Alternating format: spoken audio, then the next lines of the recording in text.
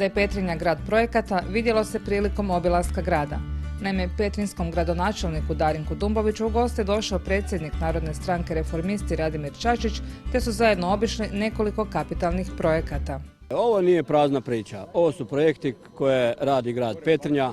Grad Petrinja ima vredne ljude, ima stručne ljude, ima sposobne ljude i sa ponosom danas smo ovdje, ne da bi prezentirali nešto što je izmišljotina, nego što je vidljivo, što je mjerljivo i ono što može dati u budućnosti rezultat.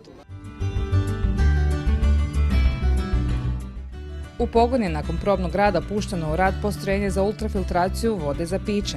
Ovo je resurs kojeg trebamo zaštititi, ovo je resurs da smo jedini u Hrvatskoj ovu investiciju financirali sami, bez jedne lipe države, bez jedne lipe Hrvatske voda i da smo pokazali što znači imati 100% svoje kapaciteti koji su u funkciji da ne plaćamo ono što je najvažnije, nekome vodu i da pijemo žabokrećinu iz kupe. Ultrafiltracija je jedna od najmodernijih tehnologija koje možemo ponuditi upravo građanstvu. Investicija preko 4 milijuna kuna, plus ovi ostali sadržaji, agregati i sve ostalo je bliže 6 milijuna kuna.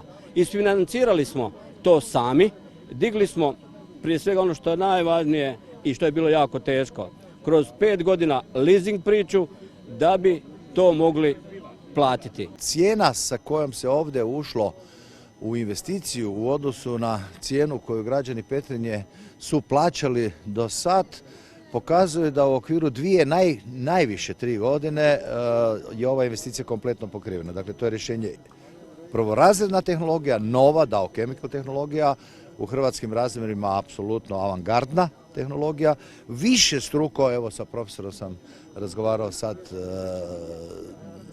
između 3 i 4 puta jeftinija i otprilike više struko kvalitetnija u konačnom rezultatu. Grad Petrinja će imati svoju vodu 1/1. Ostaćemo znači samostalni, ne samo samostalni, nego što je i potrebno reći, da sama infrastruktura, odvodnja, ko je vlasnik vode, taj mora biti vlasnik i odvodnje. Mi idemo sa pročistačom gdje smo upravo otvorili ponude koje je reda veličine 45 milijuna kuna, i europrojekat koji je 204 milijuna plus PDV.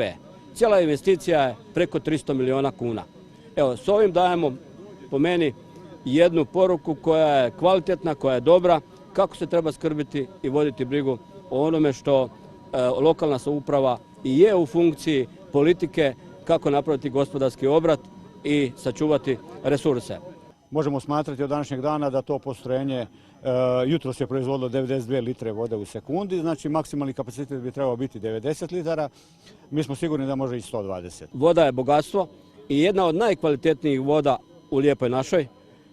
To govori da moramo snažno reći ne nuklearnom otpadu na ovom prostoru. U tijeku su i radovi na energetskoj obnovi fasada. Na prvi pogled bi čovjek pomislio da to uređenje fasada, da taj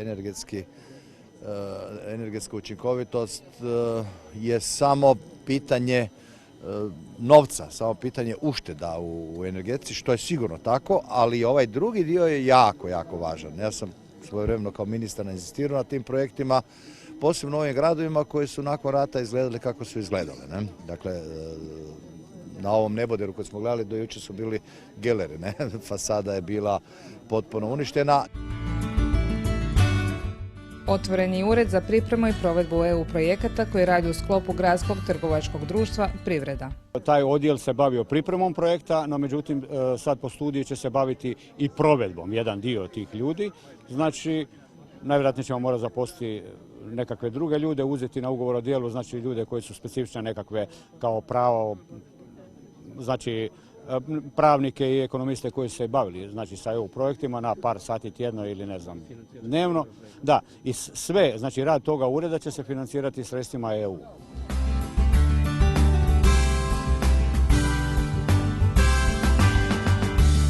Kad ste vidjeli saborskog zastupnika, evo, dajem 200 kuna, nekoga u zadnje 4 godine, osim za izbore. Ja ostajem ovdje i odgovaram mojim ljudima. I imam 500 milijuna kuna projekata, a drugi pričaju po Metkovićima prazne priče. A nemaju ni jedan projekat, nemaju ni jednu skelu.